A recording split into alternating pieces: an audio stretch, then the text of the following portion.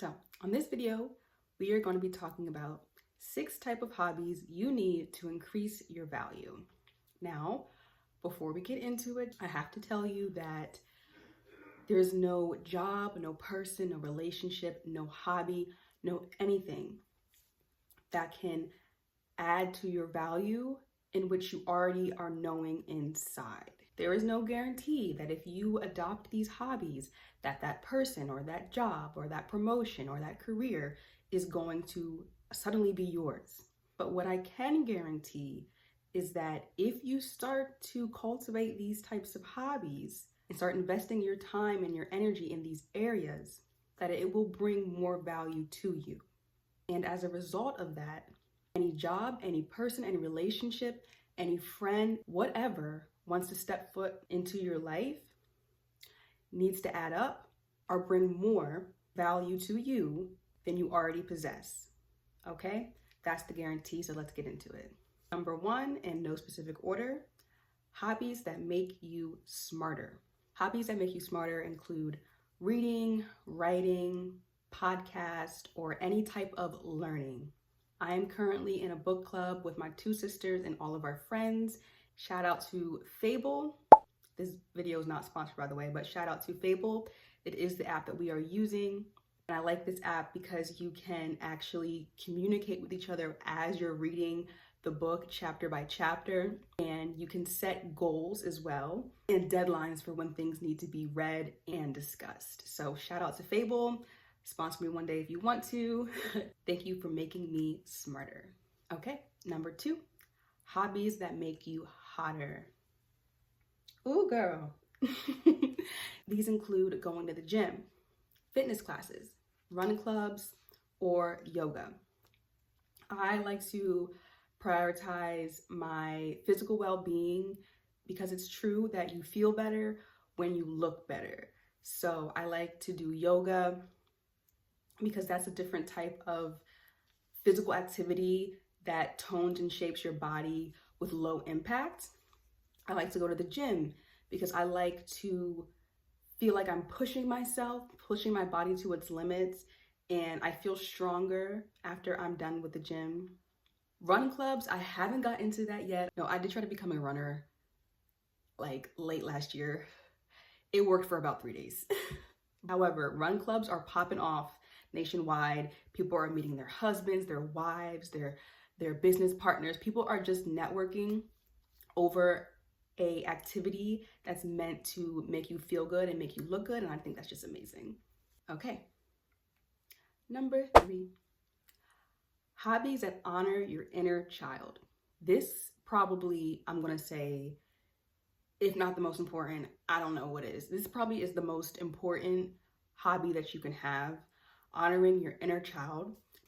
You have to realize that you still are your younger self. As much as you want to say, oh, I'm grown now, or oh, I'm too old for this, you're really not. You're convincing yourself that, and by doing that, you're neglecting the part of you that is still curious, still adventurous, still wants to try new things, still wants to learn, still wants to grow, still wants to experience the exploration of life, okay? So hobbies that honor your inner child include creative things like painting, drawing, collecting things. Let me know down in the comments if you were a collector in your childhood. This is a little weird. I used to collect the lead tips off of pencils and like eraser shavings. I tried to collect rocks at one point. I collected garden snakes. I was the weird collector. I wasn't like the normal collector who would collect like action figures or something like that. I was the weird one. Hashtag Aquarius, for real. Also, dancing, skating, doing your makeup, playing dress up, anything where you can really dive into your curiosity and expand your creative limits. And also, one of my favorites, traveling. When you travel, you are hand in hand with your inner child because you are putting yourself in the new. 100% in the new. You have to trust, you have to allow the process, and you have to be guided. You have to surrender to the process of traveling, and that right there is honoring your inner child. And hobby number 4, hobbies that are of service to others. Anything that's related to volunteering, giving back, mentorship, community cleanup, community outreach, any service where you are giving back without expecting anything in return. I, for one, can definitely work on this area more. I consider my YouTube my act of service to humanity because I'm giving back out of the kindness of my heart for free, for right now, for free. However, I was just invited to a Black History Month event at a school where I'm going to be speaking to young children about being Black in the STEM field as a scientist and as an artist as well. And when I was invited to that, I felt like there was no way I could say no. Like, it's just the action of giving back to the youth for me that makes it all worthwhile. All right, number 5, hobbies that help you heal. Now, going through all these hobbies, I can't even tell you which one's the most important. Because I thought the number 4 and number 3 are most important, but now number 5 is just getting up there too. Hobbies that help you heal. Oh, you gotta have them. You gotta have at least one. Hobbies that help you heal include self-reflection, journaling, affirmations, dating or solo dating, things that you do to give back and nurture and increase your own self-awareness. My good friend Cherise back in Denver is the host of an event called Treat Yourself Tuesday, and this is a prime example of hobbies that help you heal. Every week on Tuesday, she goes out, she treats herself, she holds events, she collaborates with different brands, and she brings the spirit of giving back to yourself and healing yourself through small activities that are meant to make a lasting impact. So shout out to Cherise. Don't forget Treat Yourself Tuesdays every Tuesday. Self-reflection and journaling is a great hobby to get into that is going to help you to heal, and making that into something that you do on a consistent basis and enjoy. Oh, honey, just think about what I said in the beginning. If someone else is not matching that energy, you have no time for it. Okay, that's how you increase your value. You do the things that you would expect someone else to bring to the table for yourself. Affirmations. I love doing my affirmations in the mirror. I like doing my affirmations in the mirror because it allows me to, I think, resonate a little bit deeper than just writing it down, because now I'm not only seeing the affirmation in front of me, but I am hearing it. I am the one speaking it, and I am the one who's letting it wash over me by doing it in the mirror and seeing everything happen at once. So I encourage you to do affirmations in the mirror. Also, dating and solo dating.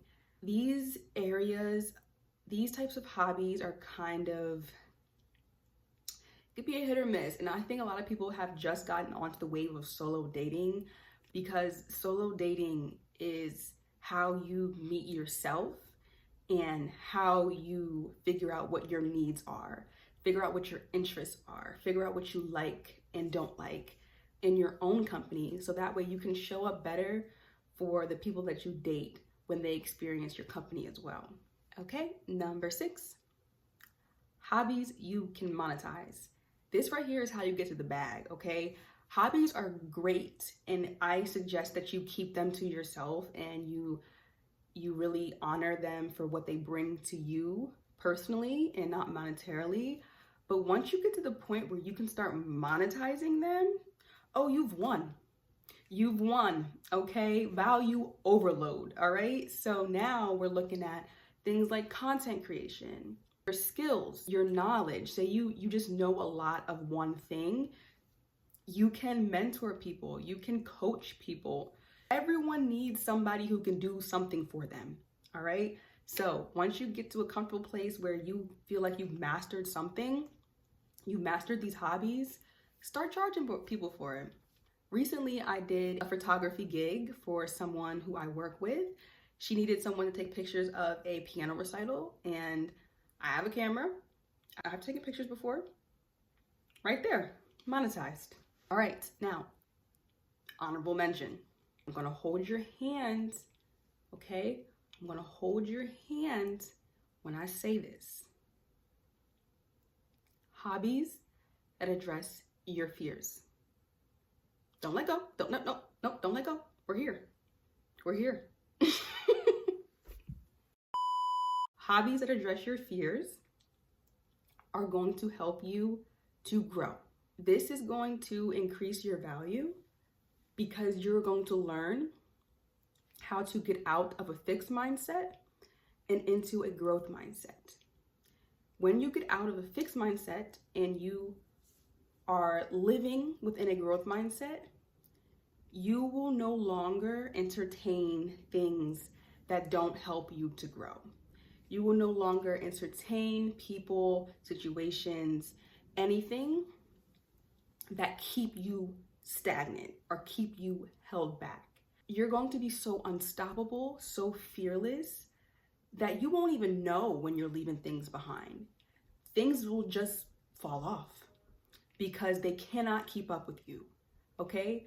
Fear is the only thing that's holding you back from your goals and your desires. That is it. It's not a person.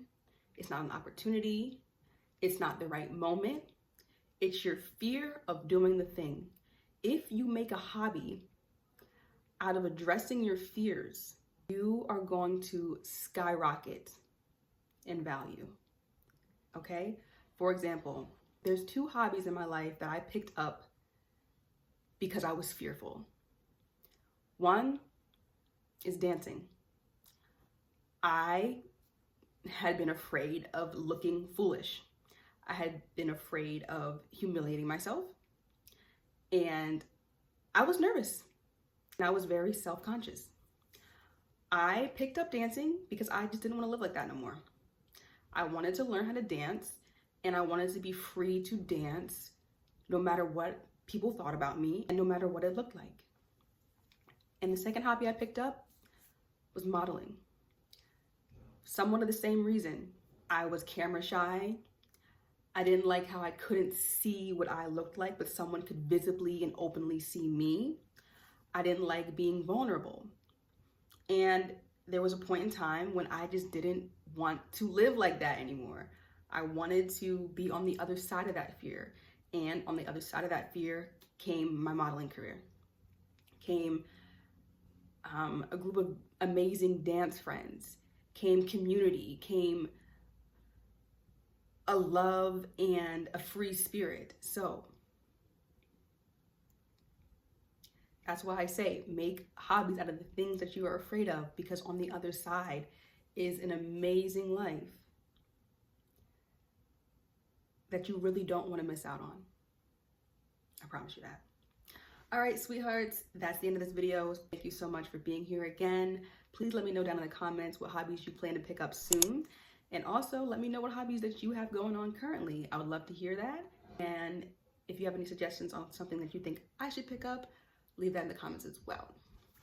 All right, thanks again. And as always, follow that big old smile inside your heart.